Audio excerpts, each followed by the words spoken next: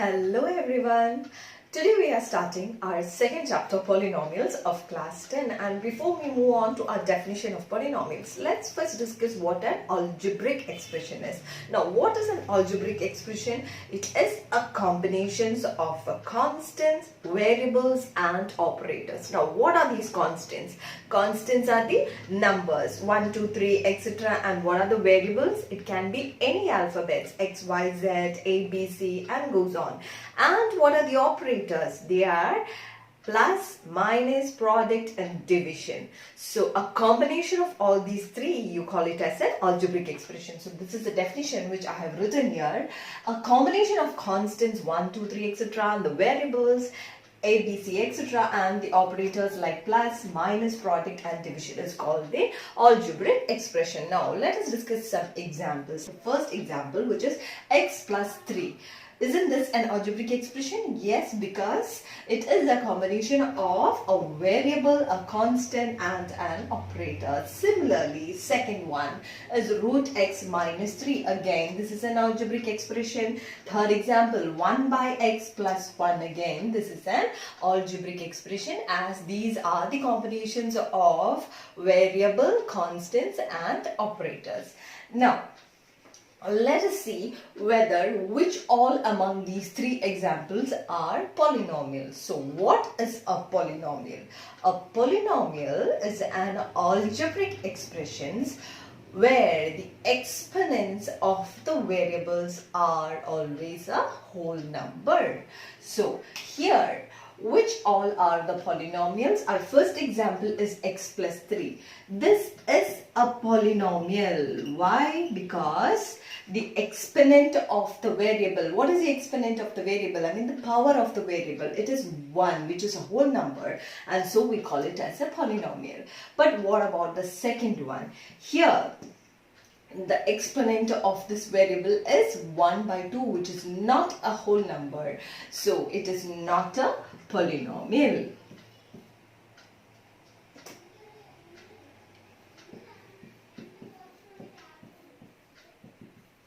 What about the third example? 1 by x plus 1. Again, it is not a polynomial, as the exponent is not a whole number. So, what is a polynomial?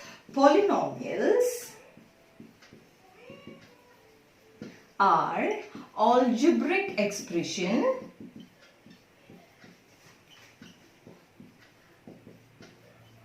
whose exponents of the variables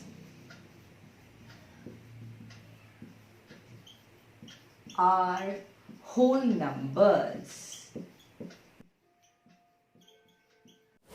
This is a general form of a polynomial.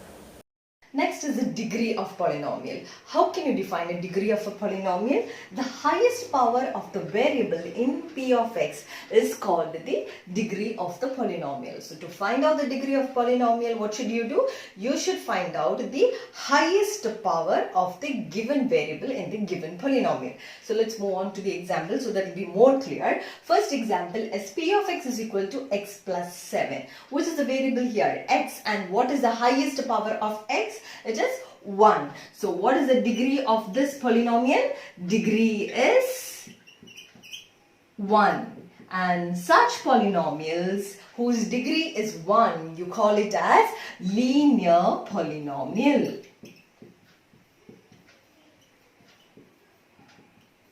Now, what about the second example? G of x is equal to 4x square plus 2x plus 1. Now, what is the degree here? The highest power of the variable in the given polynomial, which is 2x square. So, our degree is 2, and such polynomials, you call it as quadratic polynomial. Quadratic polynomial. Now, what about the third example? H of x is a polynomial given here, and it is 8y cube plus 3y square plus y. So, what is the highest power of the given variable y here? Highest power is 3. So, what is the degree of this polynomial?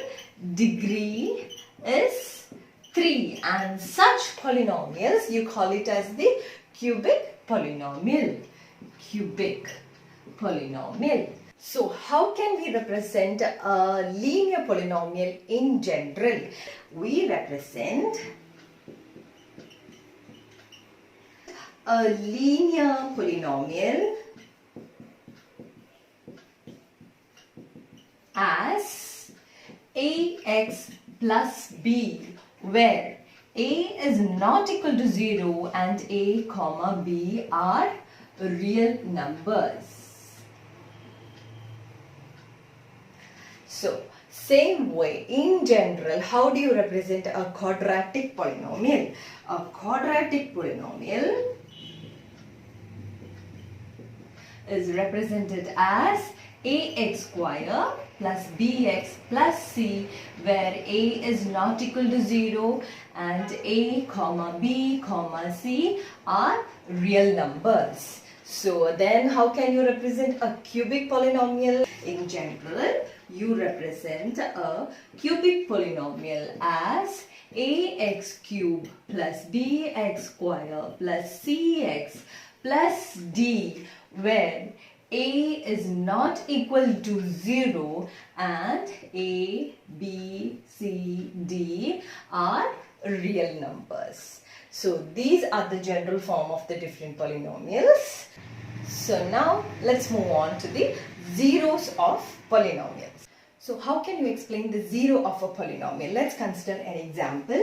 Let p of x is equal to x minus 2. Now I'm going to substitute different values of x. So when x is equal to 0, what happens? P of 0 is equal to 0 minus 2, which is equal to minus 2. Now when x is equal to 1, what happens? P of 1 is equal to 1 minus 2, which is equal to minus 1.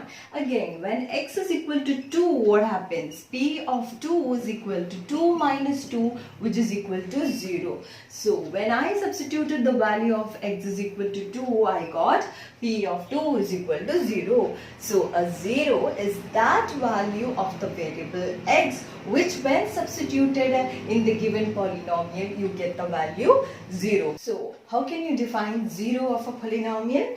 A real number k is said to be the 0 of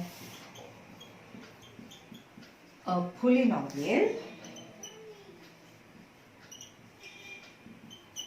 p of x if p of k is equal to 0. So therefore, if p of x is equal to ax plus b, then what is p of k?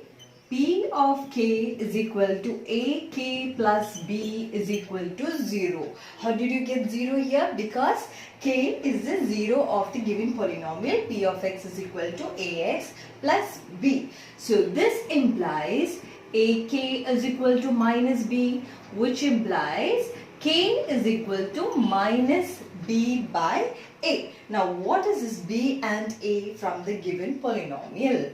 B is the constant term of the given polynomial and a is the coefficient of the variable x. So therefore, 0 of the polynomial k is equal to minus constant term by coefficient of x. So this is the general formula to find out the 0 of polynomial. So now, what is the geometrical meaning of zeros of polynomial? So let p of x be a polynomial, then the number of points in which the graph y is equal to p of x intersects the x-axis is called the number of zeros of the given polynomial. And the x-coordinates of these points are called the zeros of the polynomial. I'll make it more clear through example. So let's consider our first example. y is equal to p of x is equal to ax plus b. Now what polynomial is this? This is a linear polynomial. What will the graph of a linear polynomial look like? It will be a straight line always. So now I am just drawing a few graphs of a straight line, which is a linear polynomial. That is, this is the x-axis and this is y-axis, and the graph can take a form like this. So here the straight line intersects the x-axis at one single point. So how many zeros are there? Here there are only 1 0, as the straight line graph touches the x-axis at one single point. What if the graph is like this? X-axis, y-axis, and if the graph is like this, then here also this line intersects the x-axis at one single point. So how many zeros does this linear polynomial have? It has 1 0. Now what if it is a quadratic polynomial? Y is equal to p of x is equal to ax square plus bx plus c, where a is not equal to 0.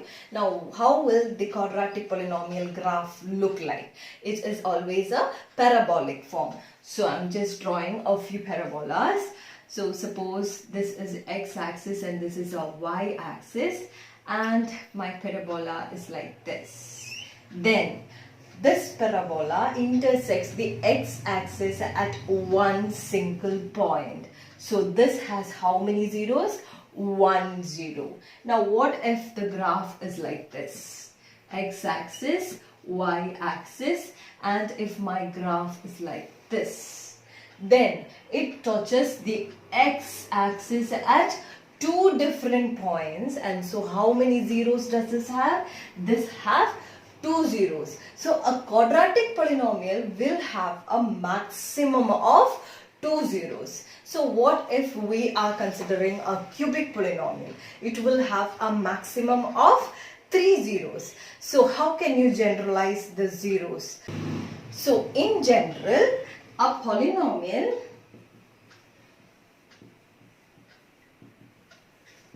p of x with degree n will have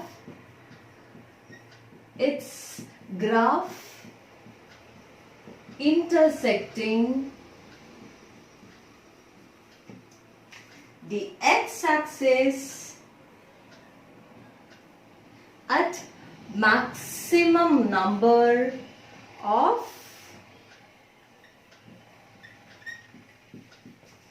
n points.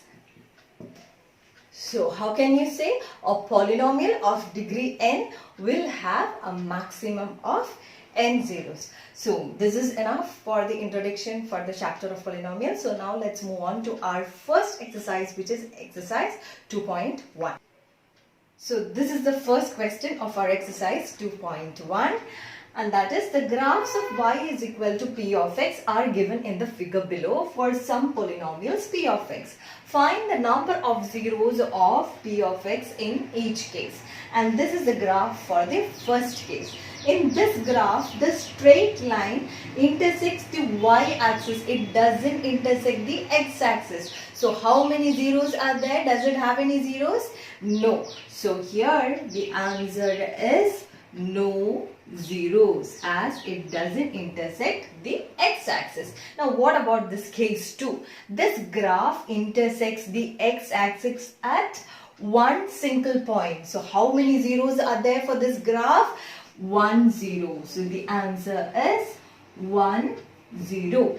Now what about case 3? Here the graph intersects the x-axis at 1, 2, 3 points. So how many zeros are there for this graph?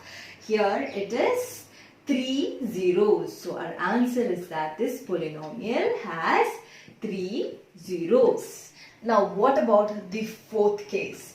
Here in this graph, the graph intersects the x-axis at two different points. And so how many zeros does this polynomial have?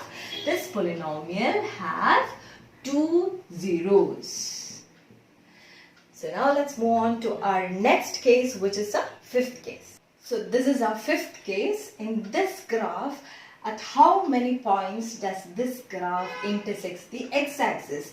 Here 1, 2, 3, 4. So how many zeros does this polynomial have? Our answer is 4 zeros. Now what about the sixth case? In this graph, at how many points does this graph intersect the x-axis? 1, 2, 3. So what is our answer? Answer is 3 zeros. So that's all for today. In the next class, we'll move on to our next exercise, which is 2.2. Till then,